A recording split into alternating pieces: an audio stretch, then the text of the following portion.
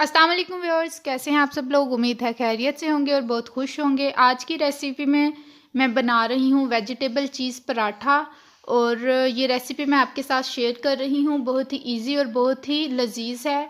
उससे पहले काइंडली मेरा चैनल सब्सक्राइब करिएगा और बेल आइकन पर क्लिक करिएगा ताकि हर आने वाली वीडियो आपको मिलती रहे। तो करना ये है आपने मैदा लेना है और उसमें थोड़ा सा आटा मिक्स करके उसको अच्छी तरह से गूंद लेना है और उसके बाद उसमें आपने थोड़ा सा नमक भी ऐड कर लेना है।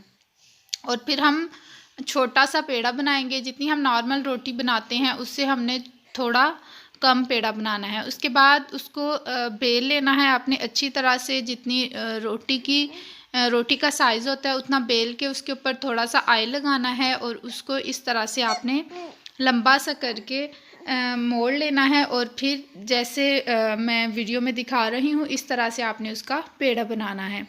इसी तरह से आपने बाकी पेड़े लेने हैं और उनके इसी तरह से रोटी को अच्छी तरह बेल के उस पर ऑयल डालना है और इस तरह से आपने पेड़े बना लेने हैं।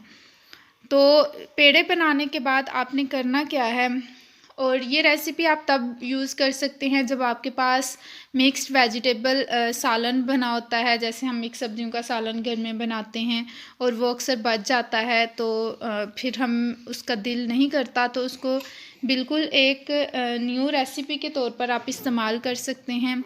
जब आपके बच्चे कहें कि हमने वेजिटेबल नहीं खानी तो उस टाइम पे आप अपने बच्चों को इस तरह से बना के दे सकते हैं।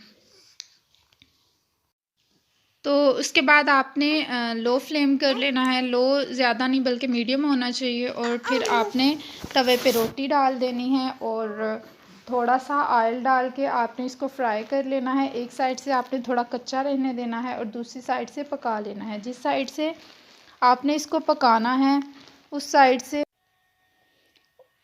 से आपने इसको नीचे रखना है और जो दूसरी साइड है उसको ऊपर रखना है। दूसरी तरफ आपने जो मिक्स सब्ज़ी का सालन था उसको अच्छी तरह से ब्लेंड कर लेना है किसी भी स्पून से, जैसे मैं यहाँ पे दिखा रही हूँ।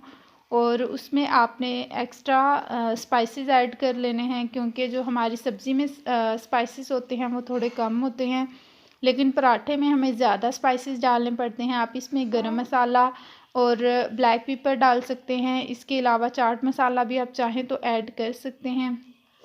तो यहाँ पे देखें ये एक साइड से पक गया था, वो साइड मैंने ऊपर करनी है और जिस साइड से कच्चा है उसको नीचे रखना है।